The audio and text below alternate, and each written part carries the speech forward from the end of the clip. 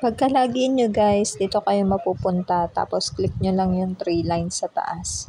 Lalabas yung pindutan sa gilid. Click nyo lang yung sales order. Tapos input order.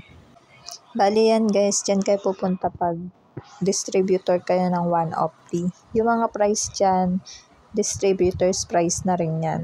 Tapos click nyo lang yung add to cart kapag may orderin kayo. Yan, pwede nyo i-click yung arrow na sa kanan kung gusto nyo mag-add. Kasi ako marami akong yung orderin. Click nyo lang din yung minus dun guys kapag gusto nyong bawasan or i-delete. Andyan din sa gilid. Bali, mag-order din ako ng 1-opti coffee tsaka yung barley. Ayan. Double check nyo lang guys yung mga orders nyo. Ayan, bago nyo siya i-check out. Pag okay na, ayan, click nyo lang yung check out. Tapos, nandyan yung details nyo. Kasi kapag member na kayo, naka-record na yung mga details nyo dyan. Mamili na lang kayo kung saan yung gusto nyo. Kung COD or e-wallet or bank account. Bali sa akin guys, babayaran ko na siya.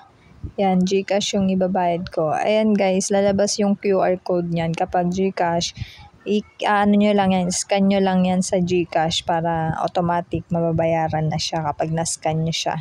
Bali, ginawa ko lang dyan guys, pinicturan ko ng isa kong cellphone or makahiram na lang kayo ng ibang cellphone para ma-scan nyo yung code niyan. Pag napicturan nyo na, punta kayo sa GCash nyo, tapos picturean nyo ng i-scan nyo sa GCash nyo. I-click nyo lang yan guys, yung nasa baba na nakalagay na QR. Tapos ganito guys yung lalabas dyan. Ayan. Tapos tapat nyo lang dyan sa pang-scan yung i-scanin nyo na pinicture nyo sa isang cellphone. Tapos yan na siya. Ko-confirm nyo lang siya. Click nyo lang yung pay. Pag nag-successful yan na yung lalabas guys, yan yung resibo. I-save nyo lang yan. Pwede nyo i-download or screenshot. Para kung sakali meron kayo may papakita pag kinailangan.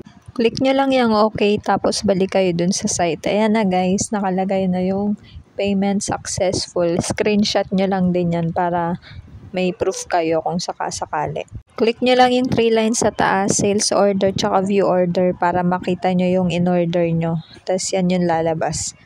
Ayan, pending pa lang siya guys, yung in-order ko. I-approve pa nila yan. Yan guys, approve na siya, ilang minutes lang. Pwede nyo i-click yung track dyan guys sa taas para malaman nyo kung nasa na yung order ninyo. Dyan guys, makikita nyo yung details ng order nyo. Tapos, dyan sa baba, pwede nyo rin i-click yan yung show logs na nakalagay. Click nyo lang yung arrow guys. Ayan. Yan guys, ganyan lang kadali mag-order kung isa kayong distributor ng 1-opti. Sana may natutunan kayo. Thank you for watching. Thank you.